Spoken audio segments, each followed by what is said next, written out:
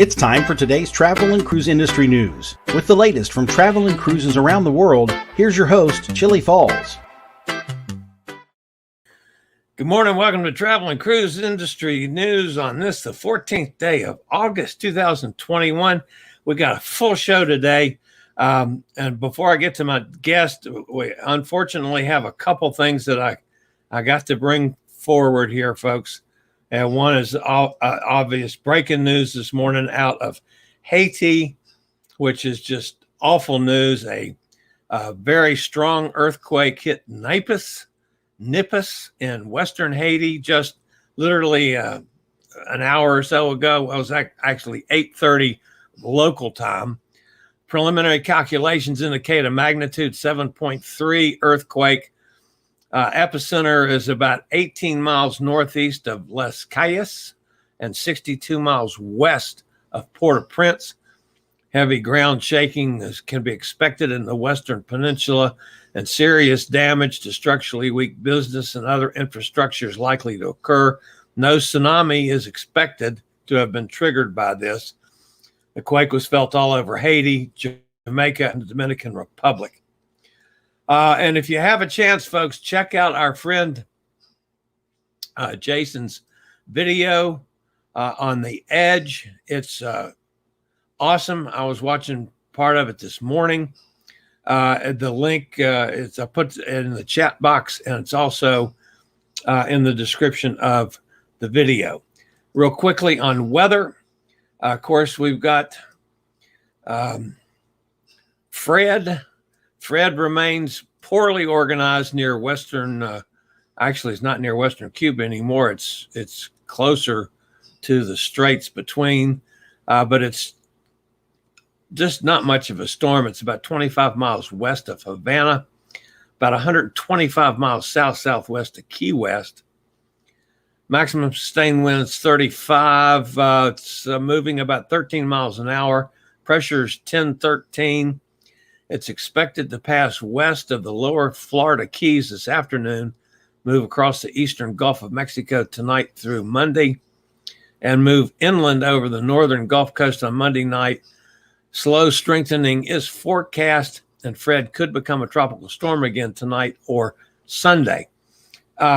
This is just going to be a rain event, folks, and it could be a rain event on up into the south central portion of the country, up into Georgia and the like, even more so than Florida. But most of Florida is going to get some rain. Then we've got out to the west, we've got Grace, which is moving quickly westward toward the Leeward Islands. It's about 355 miles east-southeast of the Leewards, 40 miles an hour. It's moving at 22 miles an hour, so it's clipping along pretty good. 1,007 millibars.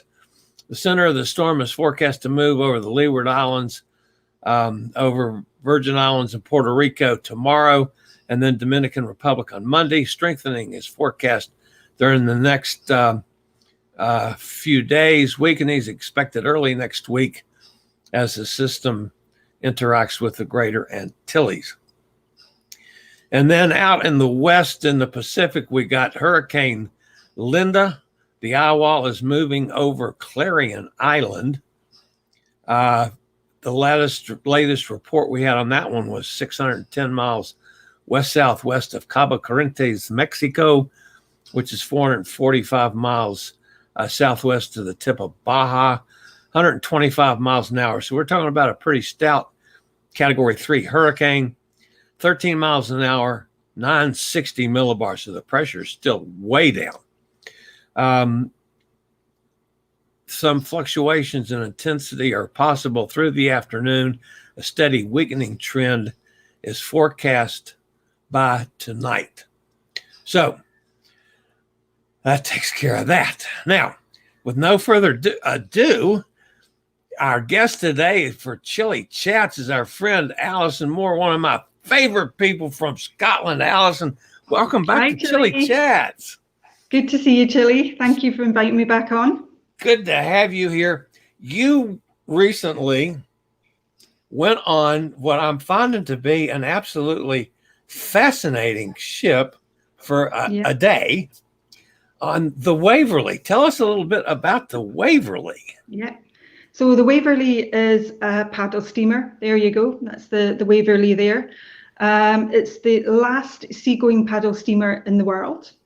It sails from various ports in Scotland along the Clyde, either Glasgow, Dunoon, from Largs, various places throughout the summer. It also sometimes sails from London. So if you're down there, you might catch it down there and other places in England if you're lucky, but mainly sails up here in Scotland from along the Clyde into the Western Isles, just at the west coast of Scotland. So yeah, I've been wanting to go on the Waverley for quite some time. Gets booked up very quickly. So as soon as these sailings came available this summer, I managed to grab some tickets, and yeah, I was on her last Saturday. Fantastic experience. I wasn't quite sure what to expect. I wasn't quite sure if it would be a rough sailing or how fast she would go. It was absolutely smooth. It was beautifully smooth sailing, and she actually goes quite fast. I was surprised at how fast she goes. That's one of the stops we had. So there was 2 stops on the way where we were going. I was going from Glasgow, right in the city centre, the science centre, through to a little place called Tynabrugh. We stopped at a little place called Kilcreggan and Dunoon on the way. So this is just one of there was a sailing club going on when we passed. And the Waverley is such a spectacle. Everybody just stops if they're along the riverside or in their apartments or in their boats and gives you a wave. So yeah, she's quite an amazing sight to see going along the Clyde. Were there health protocols established for the Waverley? Yeah, well, they ask you obviously to, if you've got any symptoms or anything, obviously not to come. Mask wearing inside, yeah, you have to put your mask on there. They have sanitising stations throughout, but they've got a lot of outside area as well. But when you're walking about outside, you don't need a mask unless there's a situation where you can't physically distance.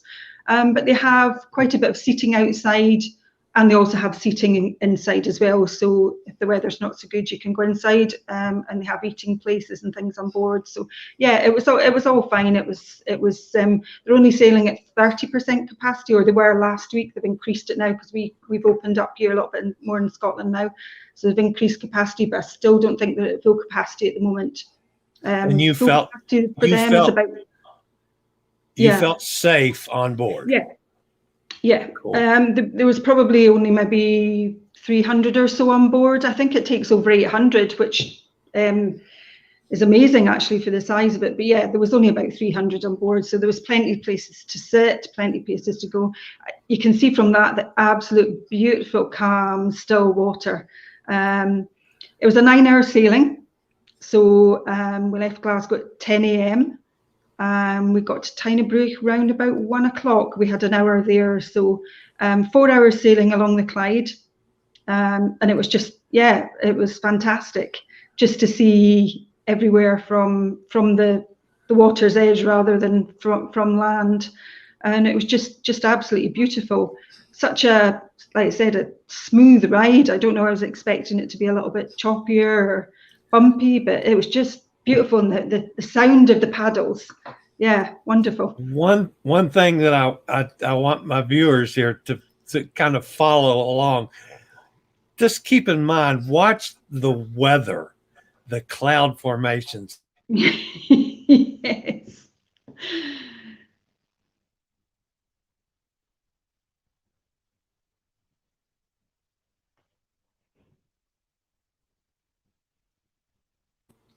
Yep, there we're back. We're back. I don't know if that was me, because I've been having technical issues for some time now. But anyway, all right, let's see where I was. I was down here. We're talking about the weather. Yeah. Yeah. And okay, yeah, that was on the way out. So as you go along the Clyde, you then sort of take a left, as I say, down towards the Firth of Clyde, and then you kind of go right to what they call the Cowls of Bute. So that was as we were just kind of entering that, and awful lot of as you're going towards Tinebrook on the right hand side, there's quite a number of lochs come off the Firth, so that's one of them, and they're just absolutely beautiful. Lots of little sailing boats about as you go along, little bays. Yeah, the scenery was just absolutely stunning. It was just beautiful, and you see the calmness. So that's just some of the views you get as you go along, and at some parts it's not actually very wide. Some parts, as you go towards Greenock, it's quite wide, but there's other parts that are quite narrow, really. So you get a good close view of the passing scenery. So there's just some pictures taken inside. So this particular Waverley was built to replace the original one, which was sunk in the Second World War. So this one was built in 1946 and it made its maiden voyage in 1947. So yeah, it's been going since 1947. So you can see it's still got a lot of its original features on board as you're walking about, and yeah, it's just beautiful to see it working. And there's the ship's bell, and just above that, you see the windows above that is the bridge where the captain sails it from. But yeah, there's lots of little features about the ship. So you go on the main deck.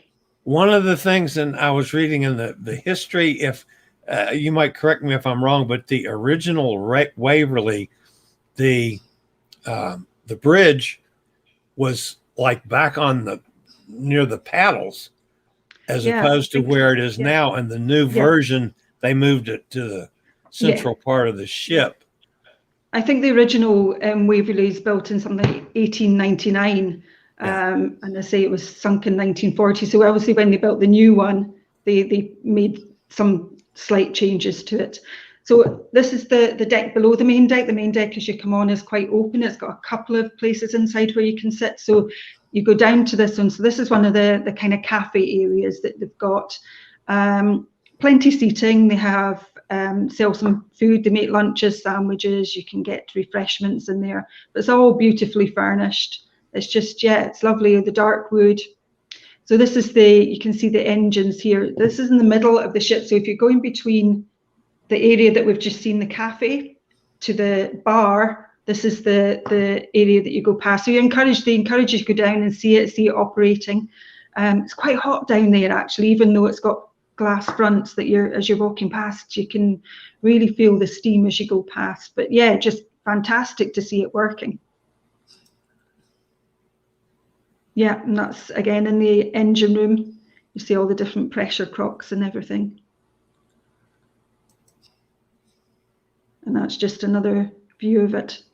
I think I took those when we were maybe in one of the docks. But yeah, it's just fascinating. So this is, as you're walking from one area of the ship, from the cafe to the pub, and you literally you have to step over that, and you'll see the engine room there on the left. But yeah, it's got all these, you can see all the original kind of features in. So this is the bar area. This is the other end of the ship down the stairs. Quite a large space as well. There's plenty seating. So yeah, you can nip down there to get a couple of refreshments. I would definitely visit that one. Yeah. So yeah, this is going up round the Cowes of Bute that I was telling you before. So that, I think that's the island of Bute on the left. And you can just see the water is just absolutely just flat calm. It was just beautiful. This is on the way. So this is on the way back. You can see, like Chillie said, the clouds and the rain. You really can't see the rain on that one, how heavy it was. But this is the Erskine Bridge. This is coming back in towards Glasgow, or heading back along the Clyde towards Glasgow. But yeah, it was torrential rain at that point. We had thunder, lightning. And I think that was, I took that just when we were actually docked back in Glasgow, the Scottish flag flying. But yeah, the last 2 hours was pretty wet. So that's the Asmara journey. It's no longer there. It's the 3 Asmara ships have been docked in Glasgow throughout the pandemic. First one left a couple of weeks ago. The Pursuit was supposed to follow us out behind the Waverley on the Saturday, but for some reason it was delayed. Now that would have been spectacular, and I was looking forward to seeing the Pursuit follow us along the Clyde, but unfortunately that didn't happen. So when we came back, it was just the journey that was left, but it's now gone down to Cadiz to get a wee refit before it starts service again. So yeah, lovely to see the cruise ships. All right, that's a wonderful tour from what would be a cool day, and I would love to do that. I would Oh, enjoy that it was immensely. fabulous. All right, tell us what's ahead for Allison. Little Yeah, well, exciting news. yeah, that was just a little practice run. That was just for me to get my sea legs. 2 weeks today, touch wood. I will be on the P&O's Iona, brand new Iona. It's just finished its maiden voyage. It came up here to Scotland because it's named after the island of Iona, which is here in Scotland. So yeah, 2 weeks today, 7 days on the Iona, fingers crossed. But it looks amazing ship. I think it's a sister ship, or it's built exactly the same as the Mardi Gras, apparently. Yeah. So yeah, just looks incredible. All right, let's see if we got any questions over here. Got a bunch of people. Carol, Katie, Gretchen. Good to see all you guys. Hi, Gretchen. Katie says we'll be getting a lot of rain in Florida. Yeah. Emily's with us. Hi, Emily. She says hi to everybody. Let's see. Everybody's saying hi back and forth. Sonny's with us down in Mississippi. Hi, Sonny. Cindy's with us. Hi, Cindy. And then Emily says, I'm frozen. Yes, but I think it came back to everybody. All good now. Yeah. So it was just, I froze for just a couple seconds. Beautiful scenery and clouds, Sonny says. Yeah. And Nikki says, steam engine. We took a short riverboat ride on a river in Australia. I love steam engines. So an onboard gin distillery. That's on the Iona. The Iona has the only gin distillery at sea. So unfortunately for me, I like gin. So it's going to be a tough 7 days. Katie wants to know, did you have dinner on the Waverley? Yeah, well, you can eat they make lunch, and as you're sitting up on deck, you get the beautiful waft of the food coming up from the galley, which happened to be fish and chips. What else? So yeah, they do that at lunchtime. They make some food, so you can eat on the Waverley. Yeah, absolutely. And Carol says she loves the Asmara journey. Cruised her from Rome to Dubai. Oh, fantastic. We were going to miss the Asmara ships in Glasgow. They've been very much a part of the city throughout lockdown. So yeah, very sad to see them go, but on a positive note, good to see them going back into service and getting passengers again. So yeah, absolutely. Yeah, fantastic. Absolutely. That's just terrific. Well, Allison, I can't thank you enough for doing this today. And no worries, Chillie. Good to see you. We certainly won't mind if we repeat this here in a couple weeks. Absolutely. From the Iona. So we'll have to see if we can't do that. That'll be all right, that's going to wrap us up for today, guys. Everybody have a terrific weekend. I'll see everybody back here on Monday, same time, same channel. And of course, tomorrow afternoon, 2:00 my time, 7:00 London time, Cruise Amigos Live.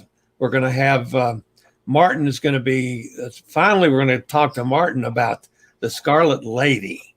So Great. That's going to wrap me up for today, guys. We'll see everybody next time on Travel and Cruise Industry News with Chillie Falls. Later, y'all.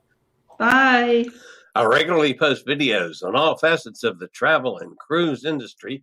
So if you like to keep up with the latest in cruise ships, ports of call, cruises themselves, Chillie chats, and travel and cruise industry news, just hit the little subscribe button in the lower right-hand corner, hit the bell notification so you'll be notified when a new video is up or we go live.